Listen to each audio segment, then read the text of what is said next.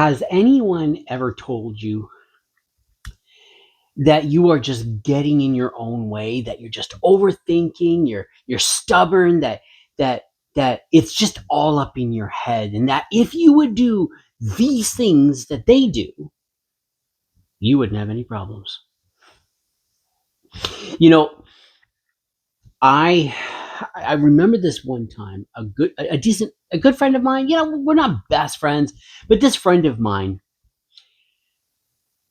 told me something very similar to that.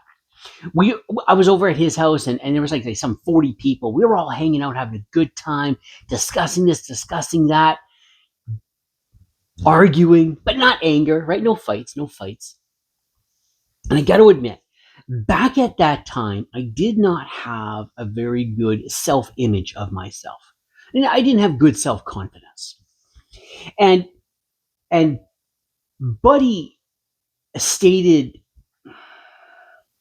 well, somehow in the conversation, I said, I have ADHD. And by then I had been diagnosed 3 times. And Buddy says, without missing a beat, there is no such thing as ADHD, and that it's just all in your head.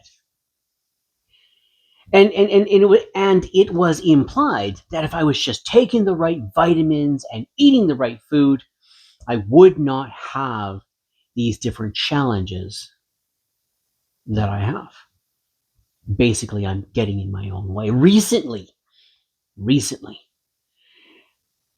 someone very close to me and someone who cares about me a lot was basically saying, yeah, you just get in your own way. You overthink and you complicate things that you're trying to learn. And if you would just stop doing that, why, you wouldn't even have these challenges.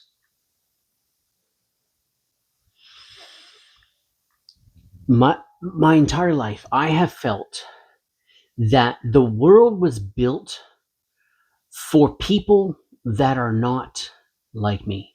If you have ADHD, if you have dyslexia, autism, different spectrums of these or levels of these things, the world can really feel like a real battle, and that you're struggling in a way that other people do not have to struggle. And I get it.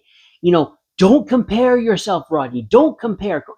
But when everybody else is not struggling the way that we are, the way that we struggle, it can be hard not to feel frustrated and desire the type of struggle that they have, which is not, it feels like it's a lot less than ours.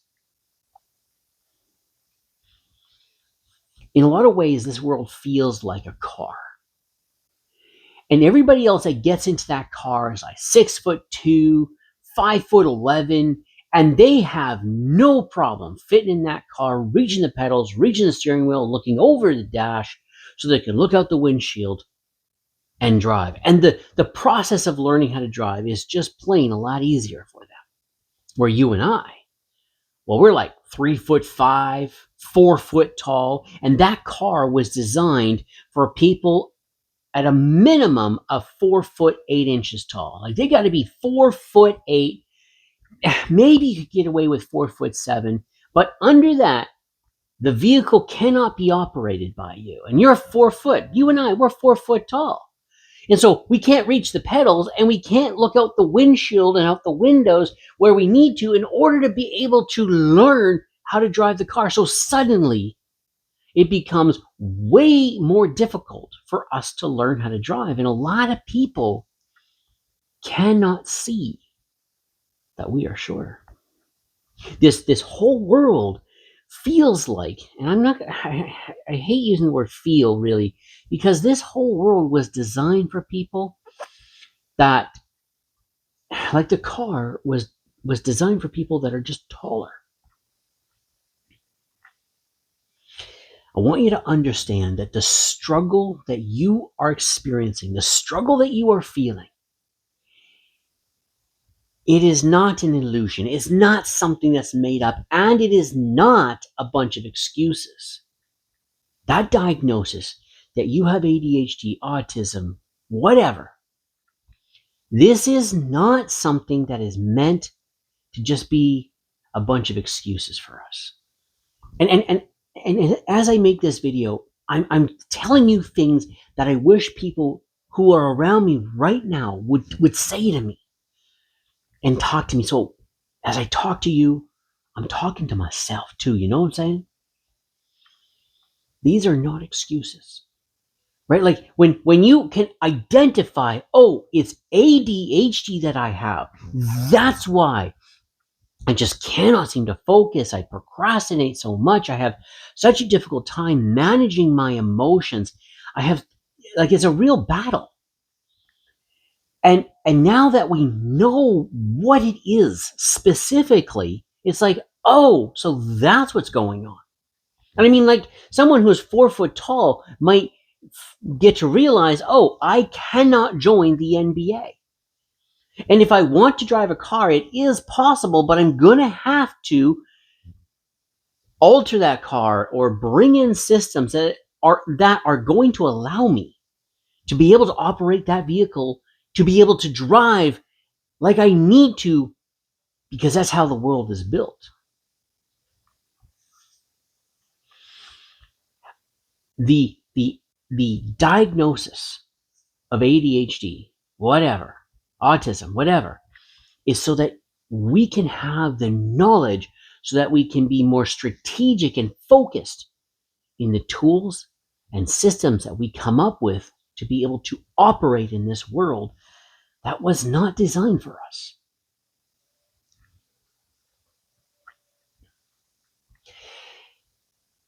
And the people around us that are giving us these diagnoses, they are giving their diagnosis to us based on their perspective, based on their context, based on the diagnosis that was given to them. They could focus. They just pay attention. My good friend, he didn't even believe ADHD was real. And so he would offer his solutions. When he fell down, why, he just get right back up. When there was something to read, why, he could just focus, pay attention, and just read the book. Like, just pay attention. If you were paying attention, you would not get 2 lines down the page and stop reading, but not realize that you have stopped reading until the bottom of the page, when you suddenly realize, shoot, I haven't been reading. He would say, pay attention. Just focus. Itchy. If we would just focus, it'd be okay. That advice works for those who do not have these diagnoses, but we got to be careful that we don't let these diagnoses, these challenges, become excuses. One of the things I've learned is that the charity of society is very limited. And aside from those who have committed fraud and done stealing and stuff like that, the charity of the world will allow you to have food, maybe a place to live, some clothes on your back. That's it. And that if we want to get to a place where we can afford the best food, great car, a wonderful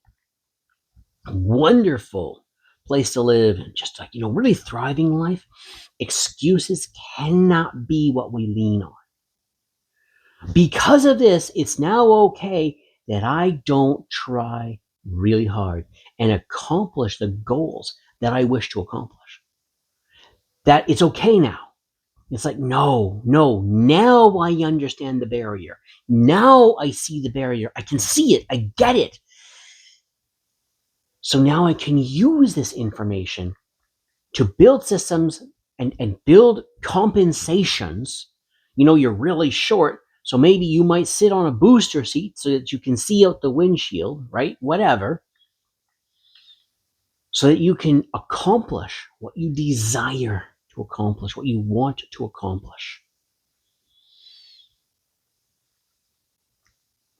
When other people are offering the diagnosis, when other people are offering their solutions, ask yourself, do they believe the diagnosis that you've told them, that hey, you have these challenges? If they believe it, are they still giving you diagnosis for the behavior, the challenges, the issues that you have based on their own experience, based on what is true for them? And they're just saying, hey, this works for me. You know, I sit on this chair over here and I open the book, and because I'm sitting in this chair, I just zone in and I just read the book. Like, is it that kind of diagnosis?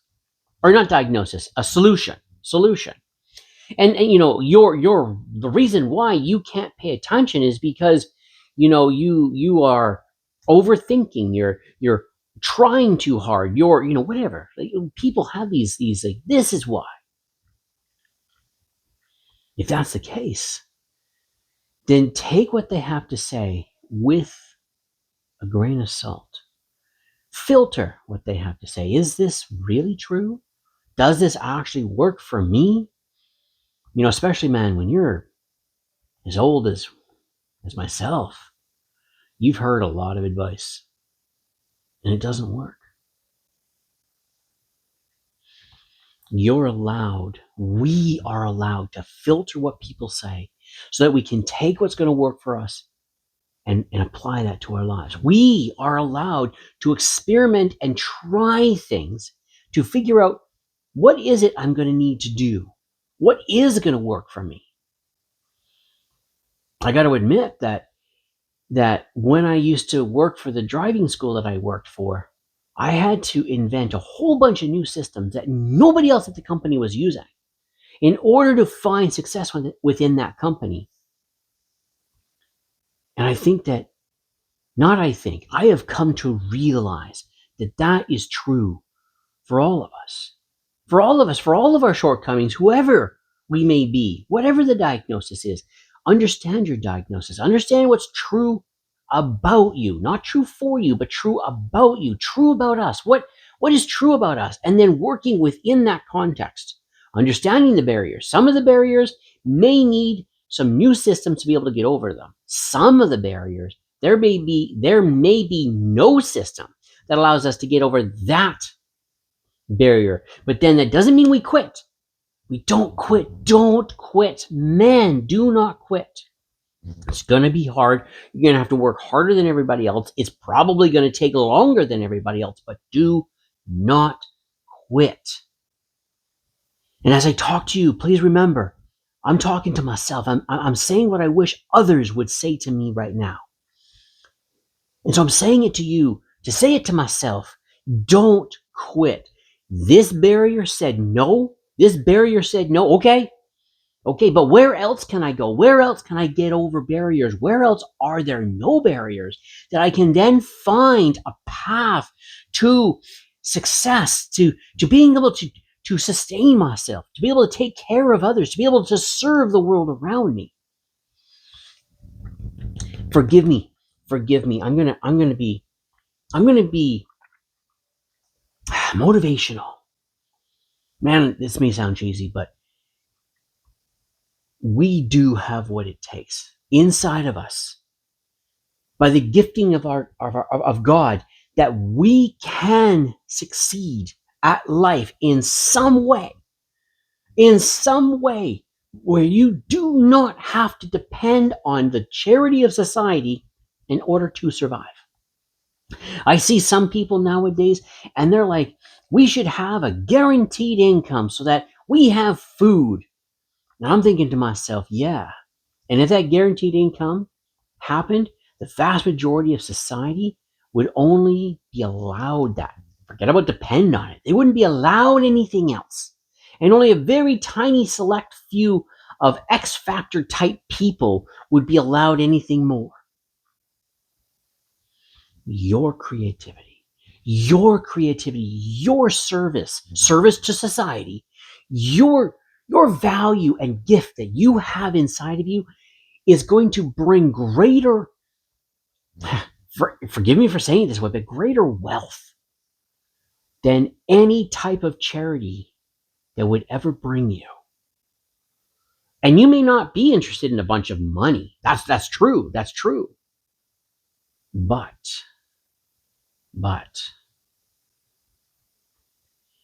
you could build and design the life that you want, that would serve you, that would work for you, that would work for your context.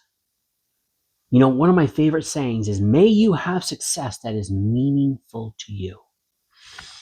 I do hear and listen to people who are successful, who may not necessarily have the same diagnoses, the same context that I have. But I hear what they've got to say, because maybe there's something in there that I can dig out of that and be like, yeah, I could get that. I could pull that. Yeah, I'm going to take that piece of advice. I'm going to take that piece of advice. And then when somebody is coming from my kind of context, I got to admit, I tend to really latch onto them. If they're successful, if they are absolutely successful and successful in the way that I'm looking to be successful, then I will tap into them. I got to admit, I also do like seeing people who are in my context, who are figuring some things out. I follow them too.